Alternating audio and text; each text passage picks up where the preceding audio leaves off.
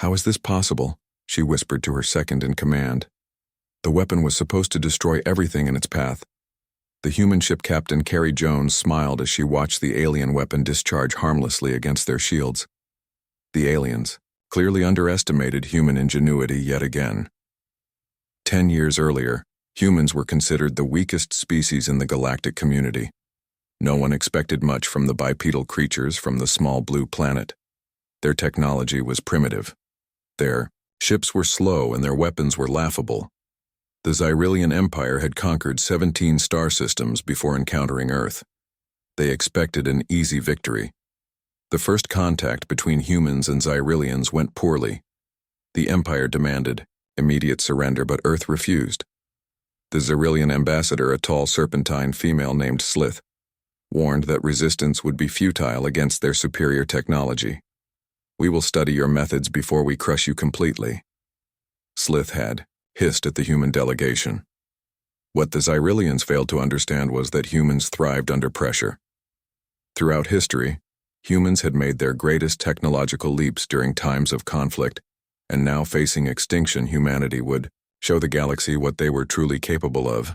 Back on the bridge of the human flagship, Defender Captain Jones turned to her chief engineer. "Lisa, how are the shields holding?" she asked.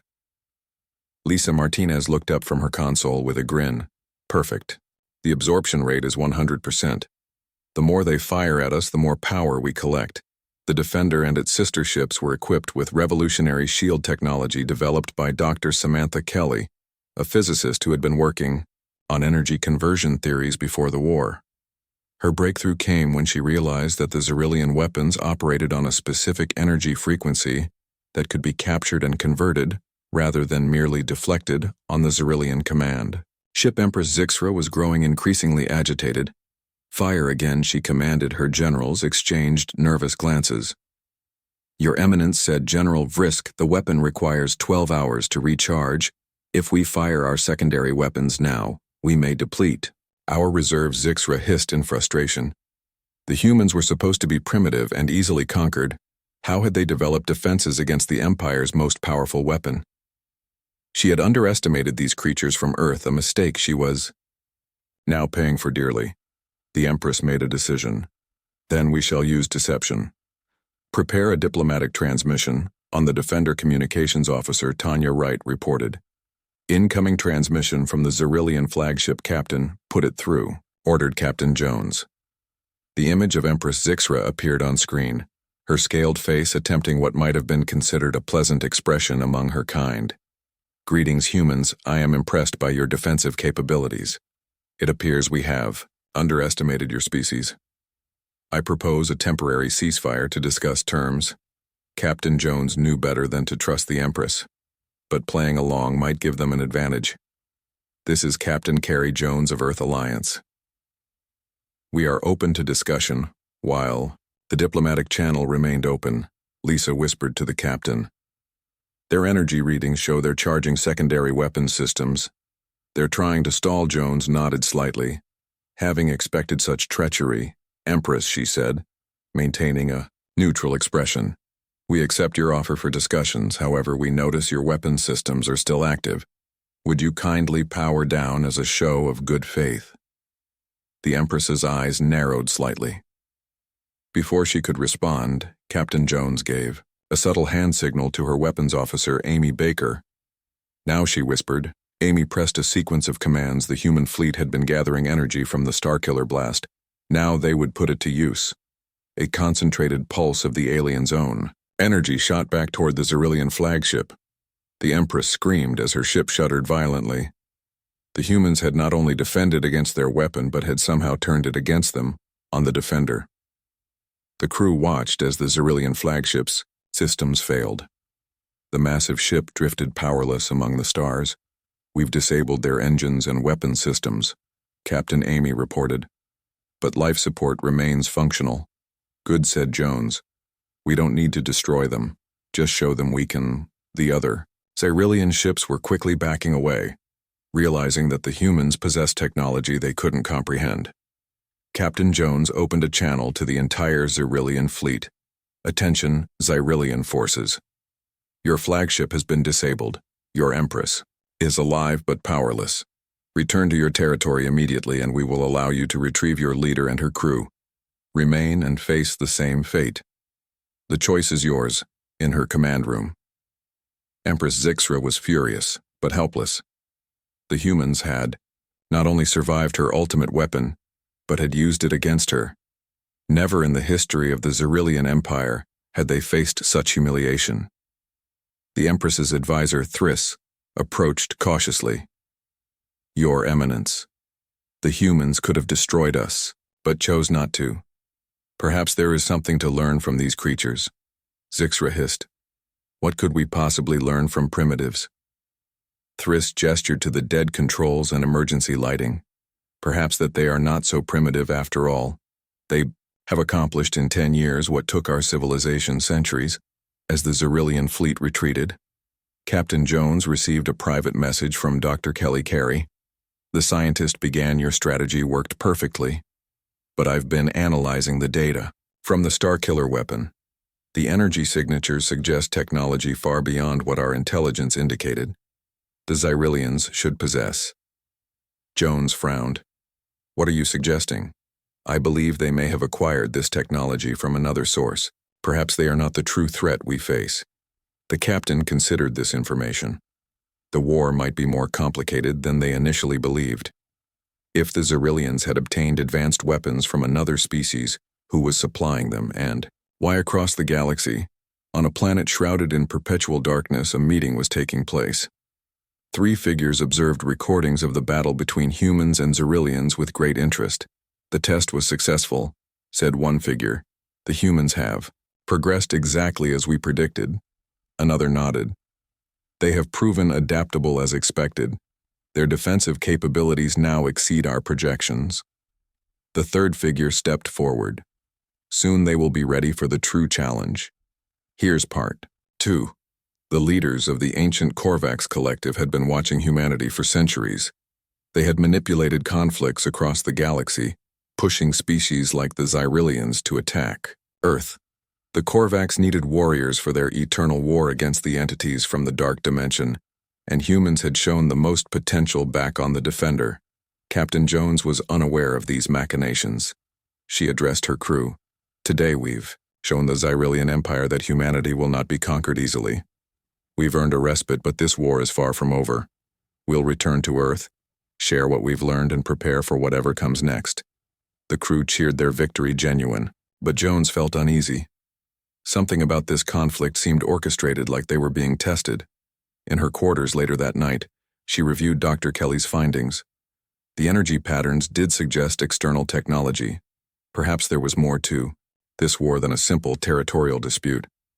As she pondered these questions, the stars outside her window seemed to pulse briefly, though no one else noticed. 3 Korvax observers invisible to human detection systems watched with satisfaction. The human female has intuition, said one. She senses our hand in this that makes her even more valuable. Noted another. She will lead her people well in the coming conflict. The Defender arrived at Earth 2 days later. The ship docked at the orbital station, Horizon. Where Admiral Eleanor Gray was waiting to greet them, Captain Jones had served under Gray for 5 years before receiving command of the Defender, and respected her immensely. Admiral Gray was a tall woman with silver hair pulled back in a tight bun. Her expression was serious, but her eyes showed pride as Captain Jones approached. The Admiral extended her hand. You've done well, Captain. Your tactics against the Xyrillian flagship have already become required study at the Academy. Jones shook her hand. Thank you, Admiral. But I believe there's more to this conflict than we realize.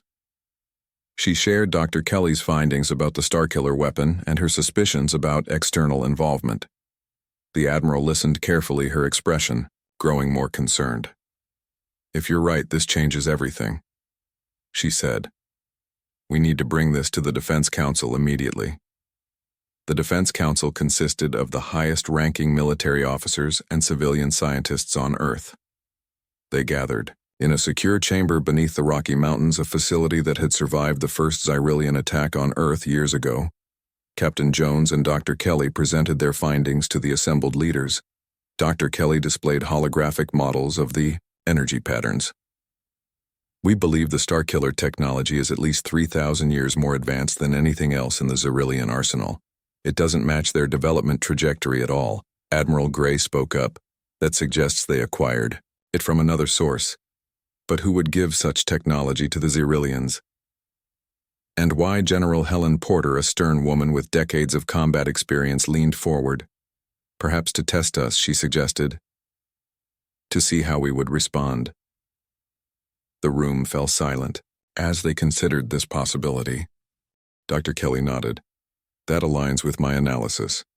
If someone wanted to assess our technological capabilities, forcing us to defend against an overwhelming weapon would reveal much about our capabilities, Captain Jones added. And we revealed exactly what we can do. We showed that we can not only absorb their energy weapon but redirect it. That's valuable intelligence for anyone watching. Admiral Gray stood up. We need to prepare for the possibility that the Xyrillians are merely pawns in a larger game. I want all ships upgraded with the new defensive systems immediately. Dr. Kelly, you'll have whatever resources you need to continue your research. Captain Jones, your crew deserves rest. But I need you ready to deploy again in 72 hours as the meeting ended. Captain Jones approached Dr. Kelly in the corridor. Sam, she said quietly, using the scientist's nickname. Do you think we're being manipulated? Dr. Kelly tucked a strand of brown hair behind her ear. I think someone is playing a very long game, Carrie. And I don't like being a piece on someone else's board, unknown to the humans 3. Korvax observers watched this exchange from their hidden dimensional pocket. They progress quickly. Noted 1. Their suspicion is a sign of intelligence. Another. Korvax made a gesture of agreement. It is time for the next phase. We must introduce them to the Meridian artifacts. The third Korvax, who appeared slightly larger than the others, spoke with authority. Prepare the retrieval vessel. The human named Kelly must find the first artifact. Her mind is most compatible with our technology. Back on Earth. Carrie spent her brief shore leave visiting her sister Linda at her home in Colorado. The sisters sat on the porch watching the sunset over the mountains. Saw your ship on the news broadcast, Linda said. You're quite the hero, Carrie smiled and shook her head. I just did my job. The crew deserves the credit. Linda studied her sister's face. You seem troubled. Carrie sighed. I can't discuss the details, but something about this war feels wrong, like we're being manipulated into fighting. Linda reached over and squeezed her sister's hand. Trust your instincts. They've kept you alive this long. That night, Carrie dreamed of strange crystalline beings watching her from the shadows. They spoke in voices that seemed to come from inside her own mind. You are chosen, they said. The gateway must be opened. The darkness comes. She awoke with a start, her heart racing. The dream felt more real than any she had experienced before. She reached for her communication device and called Dr. Kelly. Sam, I need to talk to you. Something strange is happening. Dr. Kelly answered immediately, her voice tense. I was just about to call you. I've been having these dreams about crystal beings. They keep saying the gateway must be opened. Carrie finished. The darkness comes. There was silence on the other end of the line. Then Dr. Kelly spoke. How did you know that? I had the same dream.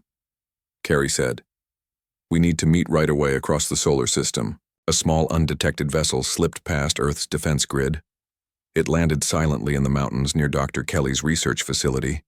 Its crystalline hull shimmered briefly, then became invisible to all detection systems. Inside, 3 Korvax prepared to make first direct contact with the humans they had been observing for centuries. The first artifact has been placed, said one. The humans will find it within 24 hours. The second added, their neural patterns are already synchronizing with our psychic network. The dreams have taken root. The leader of the group turned its crystalline face toward Earth. Soon they will understand their true purpose in the coming war. Here's Part 3, title. Part 3. The next morning, Dr. Kelly arrived early at her laboratory. Her assistant, Olivia Chen, was already there, organizing research data. Dr. Kelly, have you seen this? Olivia asked, pointing to a strange object on the examination table. It wasn't here when I left last night, but the security logs don't show anyone entering. Kelly approached the table carefully. The object was a small pyramid about 6 inches tall, made of a material that seemed to shift between crystal and liquid metal. Its surface glowed with faint blue patterns that moved like flowing water. "That's impossible," Kelly whispered. "This shouldn't be here." She reached out hesitantly to touch the artifact. As her fingers made contact with the surface, images flooded her mind. A vast network of crystal cities ships that traveled between dimensions, beings made of light communicating through thought, and behind it all, a darkness spreading, consuming everything in its path. Kelly gasped and pulled her hand away, her eyes wide. "Doctor." "Kelly, are you all right?" Olivia asked. Concerned call. "Captain Jones." Kelly said, her voice shaking. "Tell her we found something." Carrie arrived at the lab an hour later, still troubled by her dreams. When she saw the artifact on the table, she froze. "That's it," she said. "That's what I saw in my dream." Kelly nodded grimly. "I know I saw it too." She gestured to the screens surrounding them. "But that's not all. Look at the energy signature." The displays showed patterns identical to those from the Xerilian Starkiller. "Weapon, where did this come from?" Carrie asked. "We don't know." Kelly replied, "It simply appeared in the lab overnight. No alarms, no security breaches, nothing." Carrie approached the pyramid cautiously. It's almost like it wanted to be found. When she touched the artifact, the same visions flooded her mind, but with greater intensity. She saw worlds burning, creatures of shadow devouring entire civilizations, and she saw humans fighting alongside crystal beings wielding weapons of light. "The Korvax," she gasped as she pulled her hand away. "They're trying to contact us." Kelly stared at her. "How do you know that name I never told you about?" "The Korvax." Carrie looked confused. "I don't know. The name was just there in my mind." The two women looked at each other. Realization dawning. "We're being prepared for something," Kelly said. "But what?" The lab door slid open and Admiral Gray entered, followed by 2 security officers. Her expression was grim. "Step away from that object." "Both of you," she ordered. "Admiral, what's going on?" Carrie asked. "We've detected unusual energy signatures coming from this facility," Gray said. "All unauthorized technology must be secured, especially after the Xerilian attack." Kelly stepped forward protectively. "This could be the key to understanding who's really behind the war. We need to study it." The Admiral's expression softened slightly. "I understand, Doctor, but proper protocols must be followed.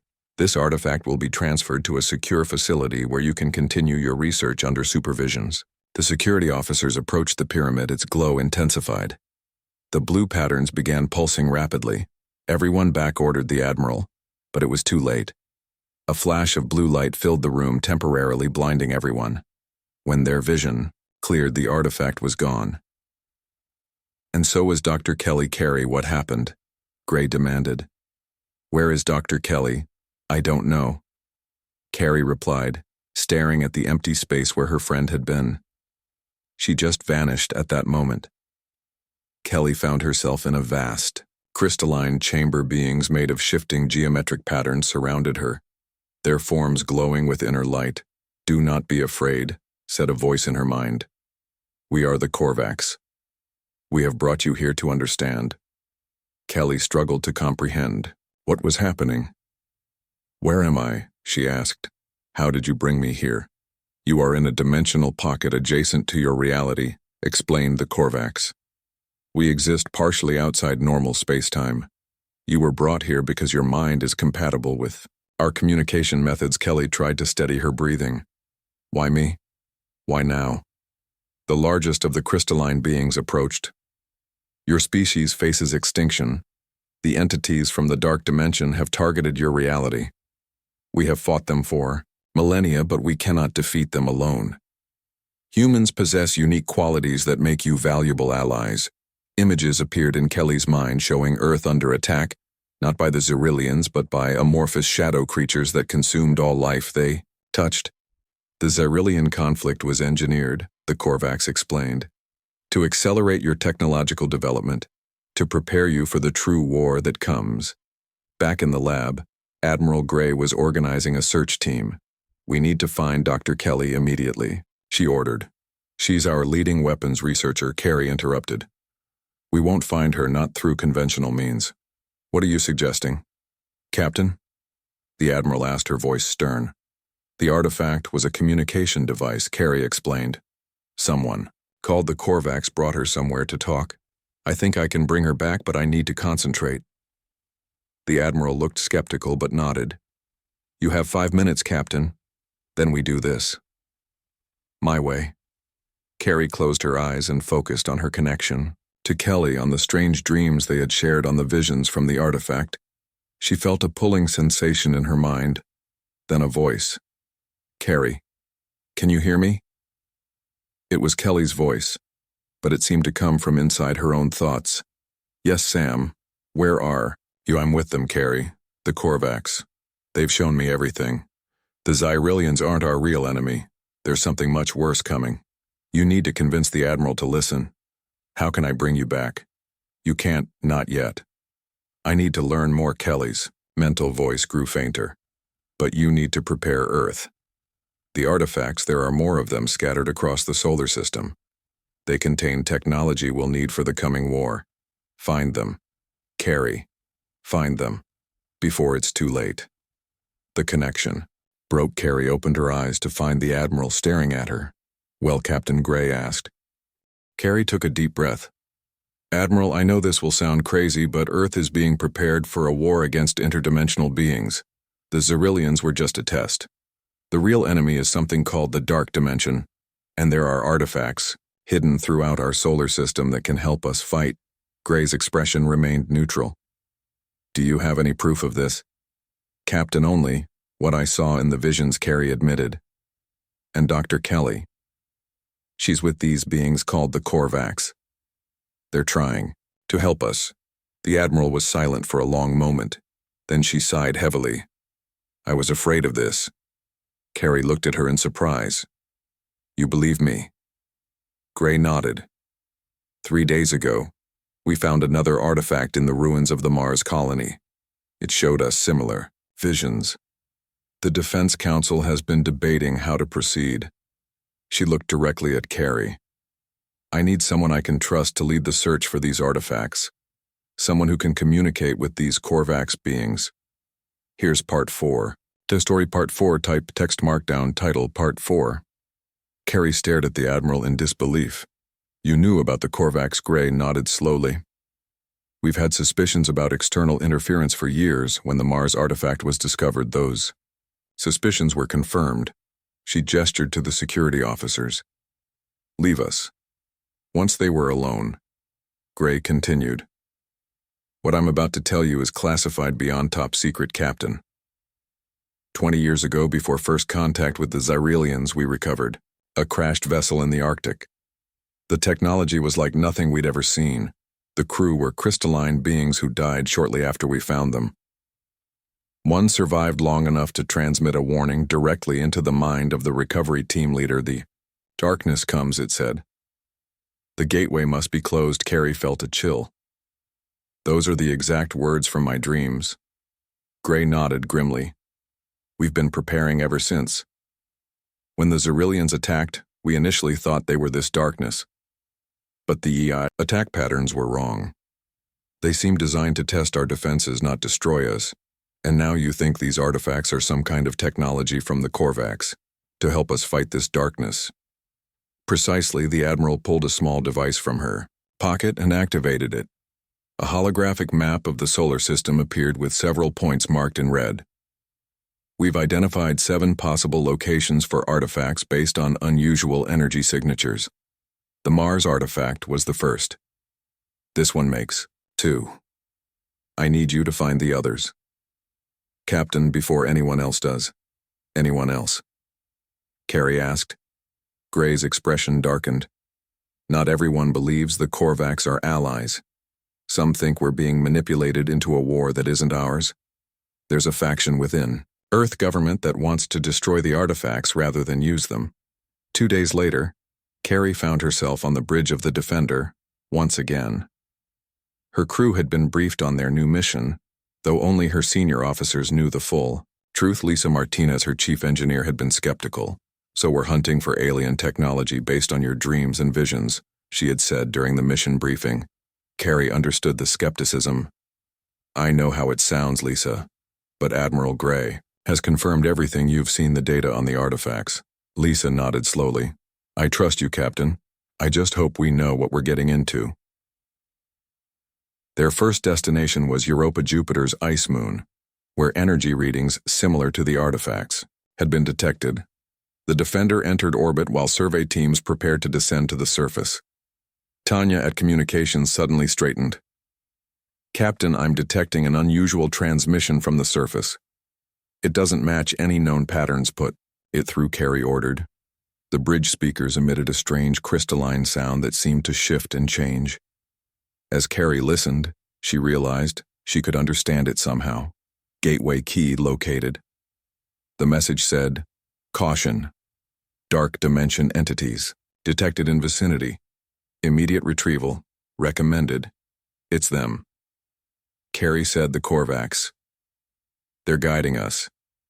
Amy Baker at Tactical interrupted, "Captain, I'm detecting multiple ships approaching from the far side of Jupiter. They're not responding to identification requests." "How many?" Carrie asked. Amy checked her readings.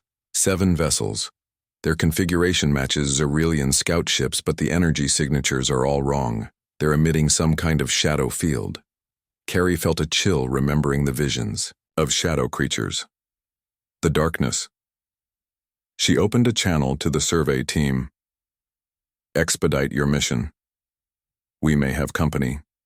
The survey team, led by Lieutenant Megan Foster, had already landed on Europa's icy surface. Their vehicles traversed the frozen terrain. Following the energy signature from the artifact, Foster's voice came through on the comm. "Captain, we've located the artifact. It's embedded in the ice approximately 40 meters below the surface.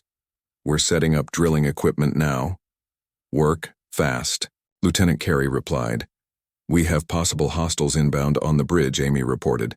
"The unknown vessels have changed course. They're heading directly for Europa." "How long until they reach the moon?" Carey asked. 20 minutes at their current speed." Carey made a quick decision. "Lisa, prepare the weapons systems. Tanya, inform Admiral Gray of our situation. Amy, monitor those ships. If they make any aggressive moves, target their engines." Meanwhile, on Europa, the survey team had begun drilling through the thick ice. The specialized equipment cut through the frozen surface quickly, but not quickly enough. Foster checked her timer. 15 minutes to break through, she reported. "You have 10. Carey replied. "The situation is deteriorating." As if in response to her words, the drill suddenly broke through the ice sooner than expected. Revealing a small chamber below, Lieutenant Foster peered into the opening. "Captain, I can see it," she said excitedly. "It's another pyramid like the one from the lab, but much larger. And it's glowing. Is it safe to approach?" Carey asked. Foster consulted her instruments. "Readings are stable. I'm going in." She descended carefully into the chamber. The artifact stood on a pedestal of the same shifting crystal material, nearly 4 feet tall. Its surface pulsed with blue light, illuminating the ice cavern. "It's beautiful," Foster whispered as she approached the artifact. The ice beneath her feet suddenly turned black. Darkness spread across the chamber like spilled ink. "Foster, we're detecting a disturbance," Carey called. "What's happening?" "Something's here," Foster replied, her voice tight with fear. "It's like the ice is alive. Shadows moving underneath. Get out of there now," Carey ordered. Foster turned to run, but the darkness moved faster. It rose from the ice, forming humanoid shapes with limbs that stretched unnaturally. Their eyes were empty voids. The lieutenant fired her weapon at the nearest shadow creature. The energy blast passed through it without effect. "Foster, we need backup," she shouted into her comm. "On the Defender." Carey watched in horror as the survey team's life signs began to flicker one by one. "Amy, target the artifact site," she commanded. "Prepare to fire, Captain. That will kill our own people." Lisa protested. "No," Carey said, her voice pained. "But if these are the entities from the dark dimension, we can't let them reach the artifact. before she could give the order to fire. The Korvax transmission returned louder than before. Do not destroy gateway activation. In progress, Korvax intervention imminent. The ice cavern on Europa suddenly blazed with light. Lieutenant Foster shielded her eyes as the pyramid artifact pulsed with increasing intensity. The shadow creatures shrieked a sound that penetrated mind and bone. The artifact is doing something, Foster reported. It's fighting them. The pyramid emitted a final brilliant flash. The shadow creatures dissolved into mist. The darkness receded from the ice. Foster approached the artifact again cautiously. This time when she touched it, the pyramid folded in on itself, becoming smaller and more compact until it was the size of her palm. I have it, she reported. It's stable, and the shadows are gone. We're returning to the shuttle on. The Defender. Carrie received. More alarming news from Tactical. The unknown ships have accelerated, Captain. They'll reach Europa in 5 minutes. Expedite evacuation, Carrie ordered. Then prepare for immediate departure. The survey shuttle lifted off from Europa's surface with the artifact safely aboard. Just as it approached the Defender, the first of the shadow ships appeared. They were Xyrillian vessels in design, but their hulls were covered with the same moving darkness Carrie had seen in her visions. They're corrupted, Lisa whispered. They've been taken over. Open fire, Carrie commanded. Target their propulsion systems only. The Defender's weapons lanced out, striking the lead shadow ship. It shuddered but continued its approach. Then all 7 enemy vessels fired simultaneously. Their weapons emitted beams of pure darkness that seemed to absorb light itself. Brace for impact. Carrie shouted, but the impact never came. A crystalline barrier appeared between the Defender and the shadow beams, deflecting the attack. A new ship had arrived, its hull made of the same shifting crystal as the artifacts. It positioned itself between the Defender and the Shadow Fleet incoming transmission. Amy reported, "It's in the same format as before." The message was clear. Retreat with artifact. Korvax will delay Dark Dimension forces. Here's part 5. Carrie didn't hesitate. Jump to Earth coordinates now, she ordered. The Defender's engines powered up as the Korvax vessel. Engage the Shadow Fleet. The last thing Carrie saw before they entered faster-than-light travel was the crystalline ship emitting waves of blue energy that seemed to dissolve the darkness, covering the corrupted Xyrillian vessels. 2 hours later, the Defender was in Earth orbit. Lieutenant Foster had brought the Europa artifact directly to the bridge, sealed in a containment field. It pulsed gently on the conference table as Carrie and her senior staff examined it. What happened? Down there, Carrie asked Foster. The lieutenant still looked shaken. They came out of nowhere. Captain, like they were waiting for us to find the artifact. Those shadow creatures, they weren't just attacking us, they were trying to corrupt us somehow. I could feel them trying to get inside my mind, and the artifact stopped. Then Foster nodded. It was like it recognized the threat and activated some kind of defensive protocol. The door to the conference room slid open. Admiral Gray entered, followed by a familiar figure. Sam, Carrie exclaimed, rushing to embrace her friend. "You're back, Doctor." Kelly returned the hug, then stepped back to look at Carrie with eyes that seemed somehow different, deeper, and filled with knowledge that hadn't been there before. "I've learned so much, Carrie," she said. "The Korvax showed me everything. The Dark Dimension, the coming war, the purpose of the artifacts." She gestured to the pyramid on the table. "You found another one." 3 counting Mars, Carrie confirmed. "What exactly are they?" Sam Kelly approached the table.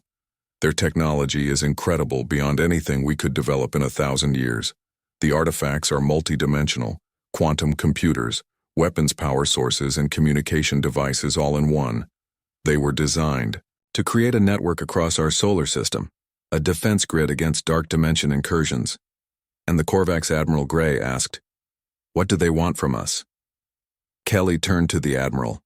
"They want allies. Earth sits at a strategic point between dimensions, a natural gateway. The dark dimension entities have been trying to break through for millennia. The Korvax have held them back, but their numbers are dwindling. They need humans, our adaptability, our creativity, our unpredictability." Carrie remembered. The shadow ships. "We saw Xyrillian vessels that had been corrupted by the darkness. Kelly nodded grimly. That's how it begins. They infect ship's technology, then the crews themselves. Anyone who touches the darkness becomes part of it. The infected then spread the corruption to others. It's how entire civilizations have fallen. How do we fight something like that? Lisa asked. Kelly smiled for the first time. That's where the artifacts come in. Each one contains specific technology and knowledge. When all 7 are brought together, they form a complete defense system that can seal the gateway and purge the darkness from our dimension. Admiral Gray studied the artifact. The Korvax could have given us this technology directly. Why the elaborate setup with the Xerillians and hidden artifacts? They tried direct contact before Kelly explained the crystal ship that crashed in the Arctic 20 years ago, but humanity wasn't ready. The Korvax realized they needed to accelerate our development, so they manipulated the Xerillians into attacking us, forcing us to advance our technology in response. It was a dangerous gamble, Carrie said. Many people died in the Xerillian War. Kelly's expression turned solemn. They believed the alternative would have been worse, complete extinction, when the dark dimension finally broke through. The artifact on the table suddenly pulsed brighter. Its surface patterns began flowing more rapidly. What's happening? Carrie asked. It's connecting to the others, Kelly explained. The network is activating. The artifacts call to each other. A holographic display appeared above the pyramid showing the solar system. 7 points of light pulsed at different locations. The remaining artifacts, Kelly said. This one is showing us where to find them. They studied the map. The artifacts were scattered throughout the solar system. 1 on Venus, 1 in the asteroid belt, 2 in the outer system near Neptune, and 1 beyond Pluto in the Kuiper belt. We need to find them quickly. Admiral Gray said intelligence suggests the dark dimension forces are already moving in our system. The shadow ships you encountered won't be the last. Carrie turned to her crew. We'll split into teams. Each ship will take a different location. The Defender will go after the Venus artifact. Kelly placed her hand on Carrie's arm. I'm coming with you. The Korvax have given me knowledge about how to properly handle the artifacts. For the next 2 weeks, Earth's fleet scattered across the solar system, racing to find the artifacts before the darkness could claim them.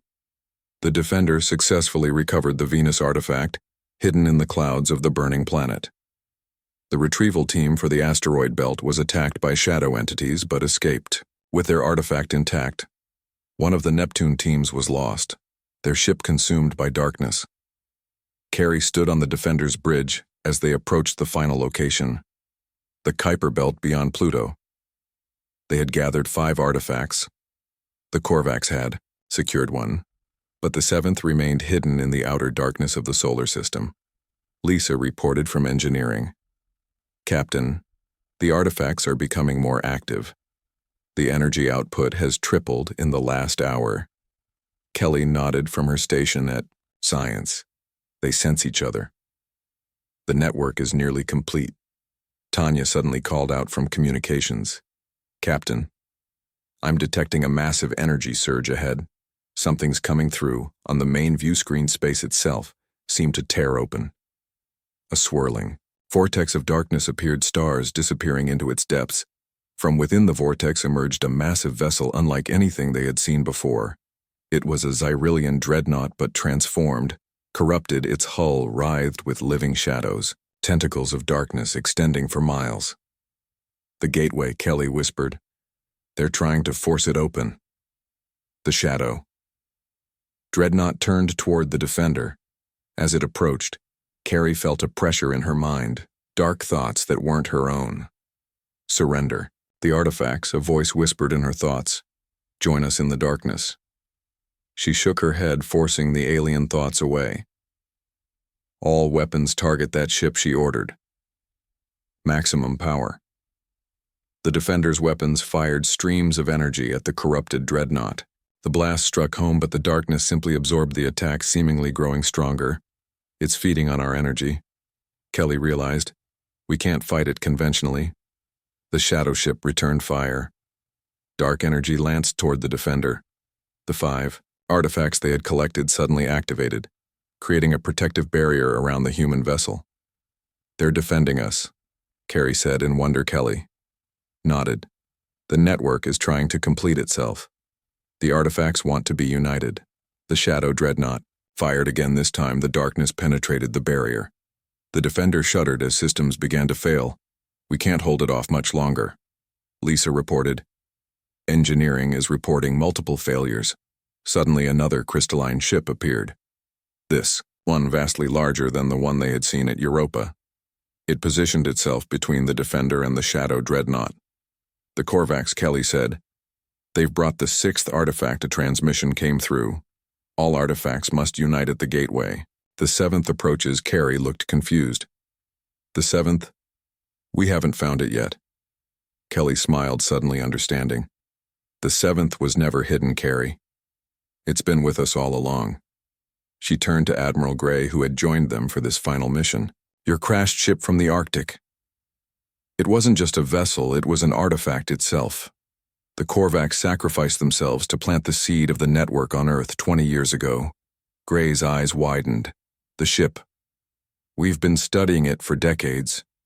It's in orbit above Earth right now. The Admiral activated her communications device. This is Admiral Gray, Code Omega. Alpha 9. Bring the Arctic vessel to these coordinates immediately. As the Shadow Dreadnought continued its assault, the human and Korvax ships retreated toward Earth. The 5 artifacts aboard the Defender pulsed in harmony with the 6th aboard the Korvax vessel. When Earth came into view, another ship approached carrying the 7th artifact, the crystalline vessel recovered from the Arctic decades earlier. Kelly looked at the 7 glowing points on the tactical display. The network is complete, she said. Now we can close the gateway. The artifacts began to pulse in unison. Their energy patterns synchronized, creating a web of light between them. The web expanded, engulfing Earth, the Moon, then stretching outward across the solar system. The Shadow Dreadnought screamed a sound that penetrated mind and soul. As the web of light reached it, the darkness began to burn away, revealing the corrupted Xyrillian ship beneath the gateway vortex shuddered, then collapsed in on itself, sealing the rift between dimensions on the Defender's bridge. Carrie watched in awe as the artifacts rose into the air, merging into a single crystalline sphere. It pulsed once brightly, then separated into 7 parts again. Each returning to its place. It is done, came the Korvax transmission. The gateway is sealed, the darkness retreats, but this victory is temporary. The war continues. We will need to work together to prepare for the next incursion. Carrie looked at Kelly, then at Admiral Gray. The 3 women shared a moment of understanding. Earth had faced extinction and survived. They had gained powerful allies and advanced technology. But they had also made a terrible enemy, one that would return. The real war was just beginning. But humanity would be ready. I've written a 5-part science fiction story, each part exactly 1,400 words, focusing on humanity's struggle against interdimensional dark forces with the help of the crystalline Korvax aliens. The story follows Captain Carrie Jones and Dr. Samantha Kelly as they discover alien artifacts that reveal Earth's role in a cosmic conflict.